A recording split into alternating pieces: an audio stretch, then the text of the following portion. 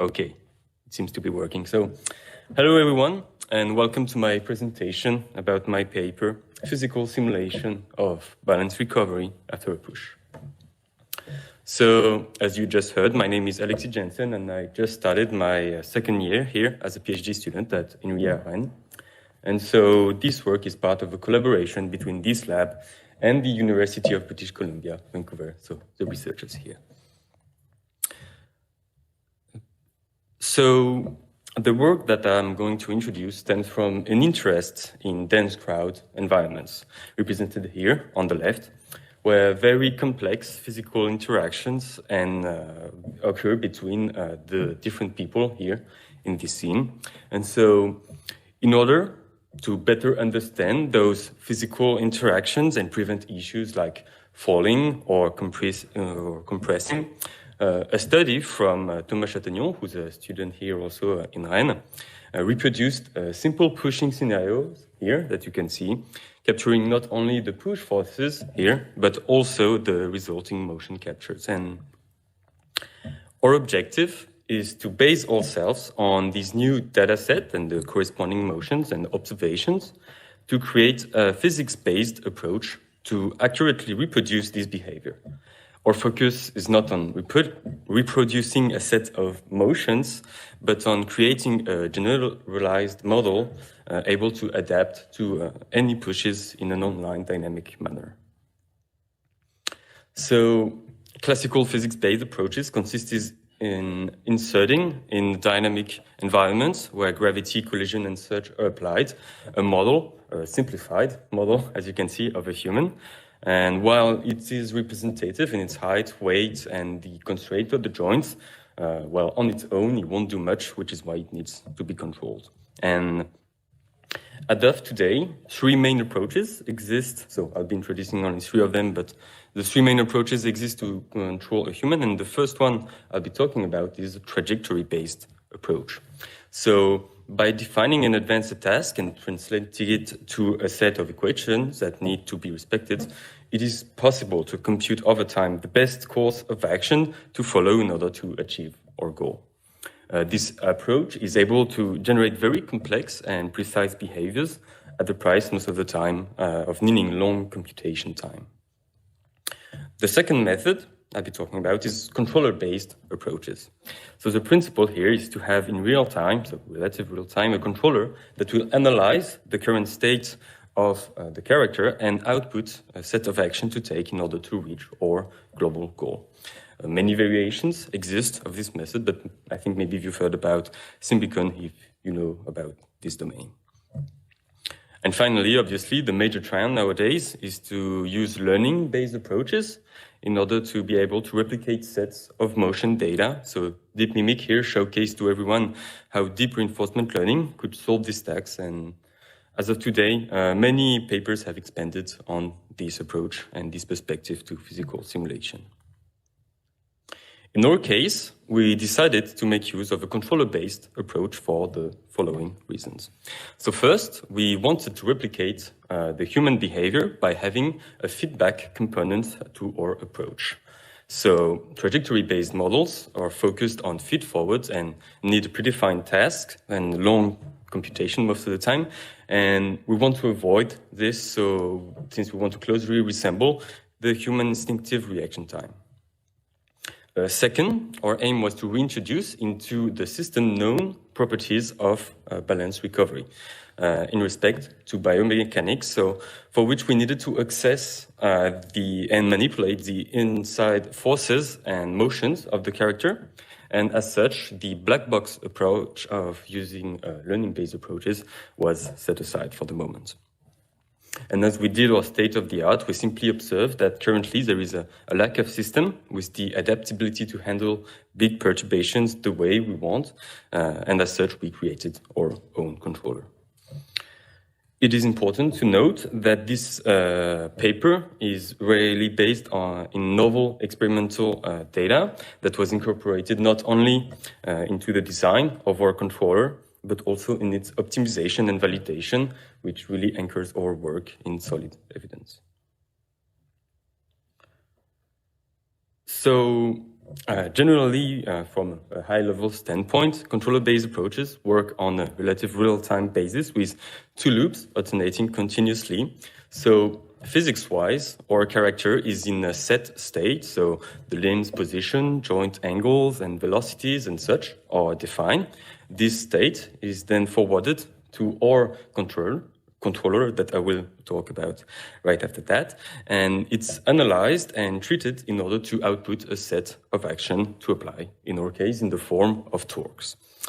Our physics engine will then integrate those torques along with gravity, collision, and all the physical aspects, after which it will compute the next step, and a new state of our character is computed, which is then initiating a new loop. Here you can see that our controller begins with the analysis of the state it was forwarded in the locomotion system in red. So this can be summarized as two questions. Am I currently stepping? So if I'm doing a step right now, maybe I need to finish it. And if I'm not currently taking a step, am I in a state that I need to walk in order to preserve my balance? On the video here, so the character is standing and then getting pushed from the back, which will trigger our locomotion system in order to initiate the next step, which is actually stepping. So, as I just said, the next section will be to compute goal angles for our character, so done in the foot trajectory section. So standing is the default position, but when stepping is necessary because of the perturbation, we need to compute where and when we want to step and how we want to reach the goal that we have just defined. This is done in this part. And finally, those goal angles are converted to forces in the full body section using traditional proportional derivative controller and support Jacobian transport methods. So as a starting point, I'll be explaining our first contribution, which is located in the locomotion system as a new balance assessment system. So assessing balance is a widely studied subject, and thanks to previous works in the domain and the experimental data from Thomas Chatagnon's work, we were able to design a simple yet robust way of computing balance. So the first things to look at are, in respect to the base of support, the current position of the center of mass and the expected position in the future of the center of mass. And taking inspiration from work from Hoff in 2005 on the margin of stability, we computed our own version of the boundary crossing point in the direction of the received push. This leads us to computing the distance to boundary, so in the direction of our push, which coupled with our current velocity makes it possible to compute the time to base of support. So a threshold on this time to base of support will assess balance in the future. If the time until we cross the boundary is too small, the natural stiffness of the body won't be enough, and we consider that we will need to step and that our character is unbalanced.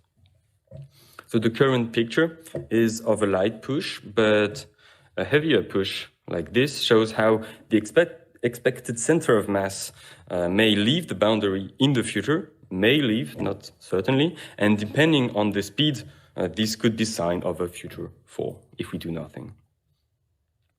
So our balance assessment system is then coupled with a simple state machine. The default state is, as I said, standing, and if unbalance is detected, then the step is initiated depending on the origin of the perturbation. So S1 and S2 corresponding to taking a step with the left or the right foot. If after finishing a step we are still unbalanced, then we simply start another step to keep walking to preserve our balance. And otherwise, we simply go back to the standing state. So if you want more details on all those equations, I invite you to look at the implementation in our paper. So the next section I will introduce is foot trajectory, which includes our second contribution in the form of computation of step goals and trajectories. Oops. So based once again on the experimental data from Chatagnon, we are able to compute two things from analyzing the current state of our character. So not only we are able to compute on the ground the goal position of our foot, if we want to take a step in order to recover balance, we are also able to compute in how much time we want to achieve this motion. And so using this information of where we want to go and when, we are able to create a very simple 3D trajectory over time for the stepping foot. This 3D trajectory is then converted into goal angles, so first starting with the front view to compute the stride of the leg, which simplifies our problem to a very simple 2D IK, which defines for our leg new goal angles, which replace the standard standing ones and allows us to achieve our goal in the time frame that we have defined. And so those goal angles for the whole body are then now inputted into the full body control section in charge of producing the final torques to be applied in the final physics simulation. So this part of the model is quite reliant on known methods. So first with the proportional derivative controller, so using previously computed goal angles for each joints.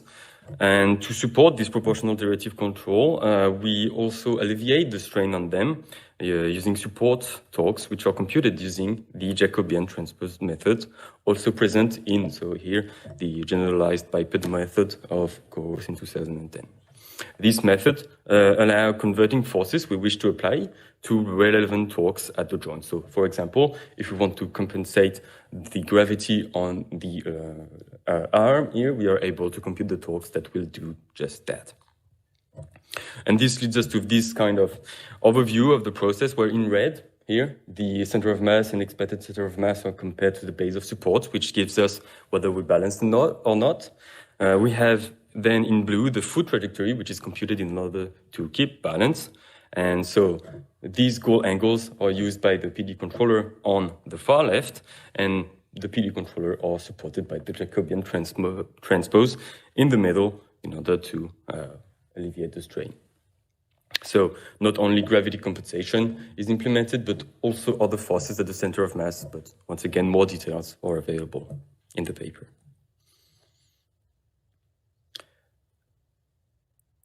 And so this process, so this loop, repeated at every time step, is able to adapt to a wide range of push strength and duration and take steps when necessary in order to recover balance. Before analyzing the resulting simulation, we took the opportunity to optimize the parameters of our simulation. So we first started with a very simple joint optimization. The goal here is to produce humanly plausible joints, not too strong, while still following our goal angles.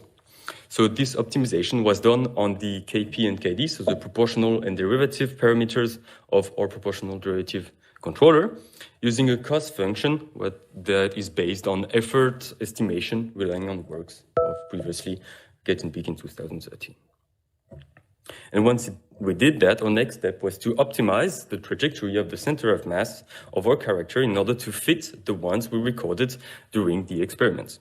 So the parameters are more varied this time, ranging from foot height when stepping to foot sliding avoidance parameters, and the support forces applied through the Jacobian transpose methods. And the cost function this time was very simply an error over time between the real center of mass trajectories and the one generated by the simulation.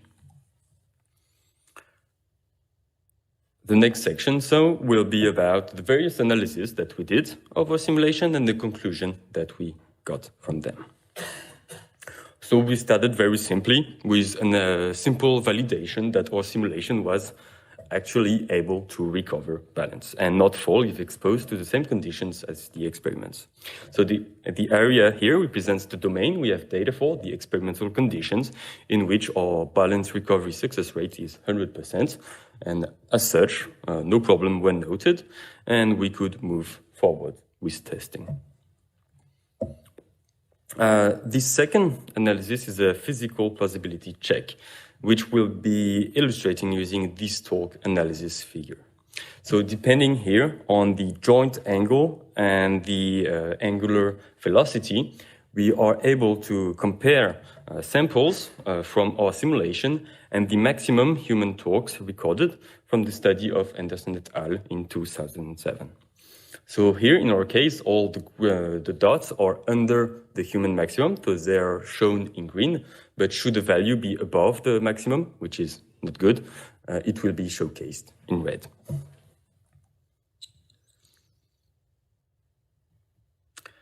So what we can see is that we did this for all the lower body joints in our simulation, and that the recorded talks are under the human maximum, implying that our joint optimization led to coherent talks production for our PD controller. So obviously, here we have an exception. The only exception is the plantar flexion, which shows odd values. So plantar flexion in biomechanics is the downward movement of the foot away from the legs, so when you're tiptoeing or stepping on the gas pedal. We observed that the simplicity actually of our ground contact model negatively impacted the proportional derivative controller, leading to poor values when in contact to the ground. It seems that the values that the ground applied to the foot are too great, and that in response, the proportional derivative controller is also too strong. But other than that, our simulation runs with forces representative of human effort, which is important as our objective here is to study and reproduce an inherently physical phenomena.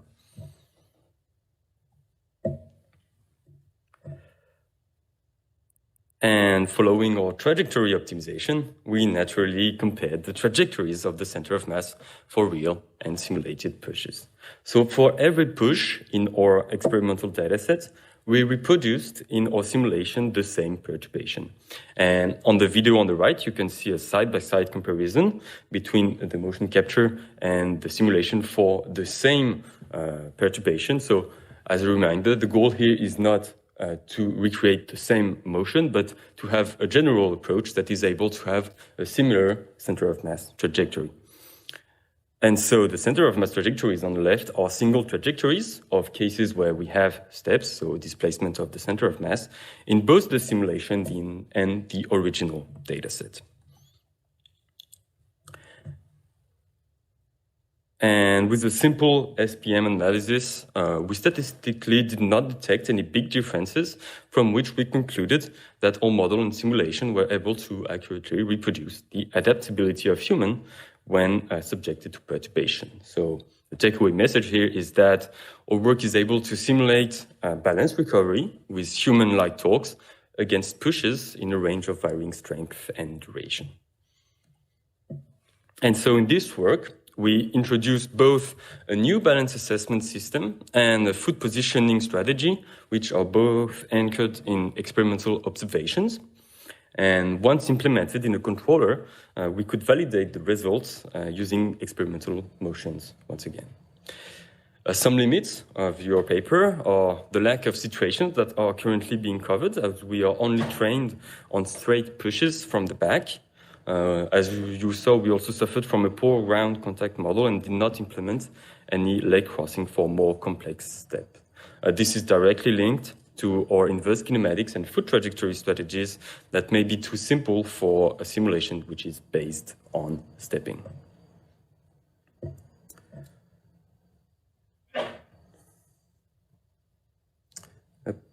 Okay. In the future, we wish to explore many aspects of simulating balance with the physics-based approach. So the video on the right shows an experiment from CrowdDNA, a European project this paper is actually part of, that studies crowds and made these works possible to experiment like this one with multiple agents. So this video alone showcases the impact of morphology of the characters, spatial awareness in order to avoid stepping on the foot of other people, and how the hands can be involved in the balance recovery process in a tight environment. And so we are thinking of using potentially reinforcement learning approaches in order to learn where to place those hands, and we hope to in the future recreate denser environments like this experiment, and maybe in the future a dense crowd. And as part of this perspective and exploratory work, we had students from UBC in Vancouver who replicated the pushing scenario with their own system to show how our approach compares. So the first approach here is MPC, so model predictive control. So this is optimization-based, or trajectory-based rather, with an online computation within a horizon of about 0.3 seconds, which makes it possible to react to small pushes but struggle to find stability and struggles against large perturbations. The second approach is based on reinforcement learning trained with walking and standing data. So while small pushes can be handled, large perturbations cannot. And the stepping pattern is naturally not consistent with what was observed as the experimental data was not used. So here are some funny references. And thank you for your attention, and please feel free to ask any questions if you have them. Thank you.